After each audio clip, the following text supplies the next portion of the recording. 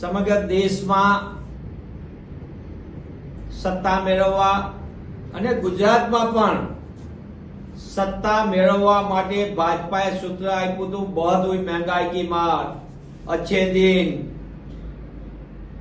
આવા પ્રકારના રૂપાળા સૂત્ર આપનારી ભાજપા સરકારે 1 એપ્રિલથી ગુજરાતમાં અને સમગ્ર દેશમાં ટોલ ટેક્સમાં નેશનલ હાઈવેના 5 રૂપિયાથી લઈને 40 રૂપિયાનો જંગી ભાવ વધારો ઝીકવામાં આવી રહ્યો છે। ટોલ ટેક્સ ઉપરનો ભાવ વધારો એટલે કે જે વાહન ચાલકો પસાર થશે એમાં વ્યક્તિગત વાહનોની સાથે સાથે કોમર્શિયલ વાહનો પણ હશે, જીવન જરૂરિયાતની ચીજ વસ્તુની હેરફેર કરનારા વાહનો પણ હશે।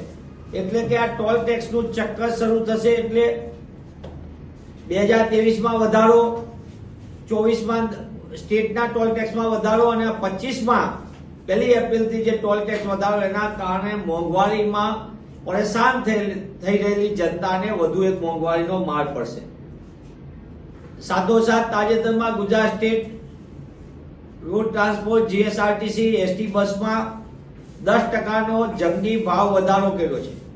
આ ભાવ વધારો જ્યારે ડીઝલના ભાવ સ્થિર હોય અને અગાઉ ડીઝલના ભાવમાં ઘટાડો છતાં ભાવનો ઘટાડો જનતાને લાભ, પેસેન્જરને લાભ આપવામાં નહોતો આવ્યો। એટલે કે એસટી દ્વારા લૂંટ થાય, સામાન્ય નાગરિકને ગામડે વિસ્તારથી શહેરી વિસ્તારમાં એમને વાહન માટેની એક જ વ્યવસ્થા, એનો માર, બીજી બાજુ ટોલ ટેક્સનો માર અને 1 મેથી સમગ્ર ગુજરાત સહિત દેશની અંદર એટીએમની અંદર, બેન્કિંગ ચાર્જીસની અંદર જુદા જુદામાં પણ મોટા પાયે વધારો કરવામાં આવી રહ્યો છે। આ ભાવ વધારાથી આર્થિક પરેશાની ભોગવેલા દેશની કરોડો જનતાને તકલીફ પડશે અને ગુજરાતની 6.5 કરોડની જનતાને પણ સીધો અસર આવશે।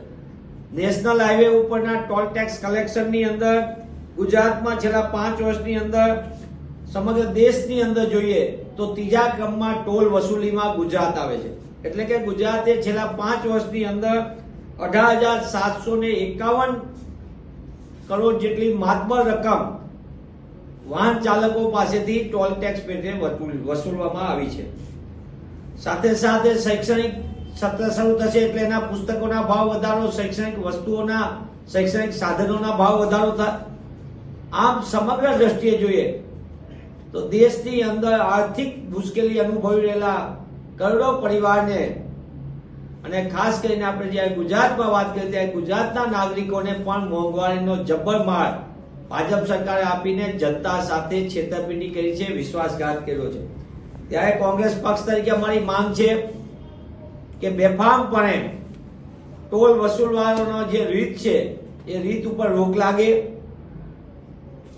જનતાને સુવિધાના નામે જે લૂંટવામાં આવે છે એના ઉપર રોક લાગે, સરકાર જીવન જરૂરિયાતની ચીજ વસ્તુ ઉપર જનતાને રાહત આપે અને એસટી બસમાં જે ભાવ વધારો કરવામાં આવ્યો છે તે પણ તાત્કાલિકપણે જ્યારે ડીઝલના ભાવ વચ્ચે ઘટ્યા હતા ને છતાં જનતા લૂંટાણી હતી ત્યારે તે પણ ભાવ વધારો પરત ખેંચે તો જ ગુજરાતની જનતાને રાહત મળશે।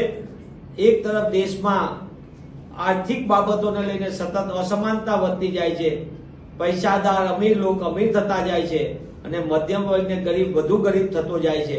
તેવી પરિસ્થિતિમાં આ પ્રકારની લૂંટનો જે કારોબાર ભાજપ સરકાર કરી રહી છે એ જનતાને વધુ મુશ્કેલીમાં મૂકશે। અને આપણે જોયું છે કે એનસીઆરબીના તાજેતરના છેલ્લા 3 વખતના ડેટા એમાં સ્પષ્ટપણે છે કે આર્થિક તકલીફોને કારણે માણસોમાં આપઘાતનું પ્રમાણ સૌથી વધુ વધતું જાય છે। હું પુનઃ આ વાત એટલા માટે કહીશ કે આર્થિક તકલીફોના કારણે આખો પરિવાર આપઘાત કરે છે સામૂહિક, અને આર્થિક તકલીફોના કારણે, તંગીના કારણે સામાન્ય માણસના આપઘાતમાં પણ ઉમેરો થતો જાય છે। ત્યારે આ ચિંતામાં ભાજપ સરકાર નાગરિકો સાથે છેતરપિંડી બંધ કરીને ચિંતાના સમયમાં નાગરિકોને રાહત આપે એવી કોંગ્રેસ પક્ષ માંગ કરે છે।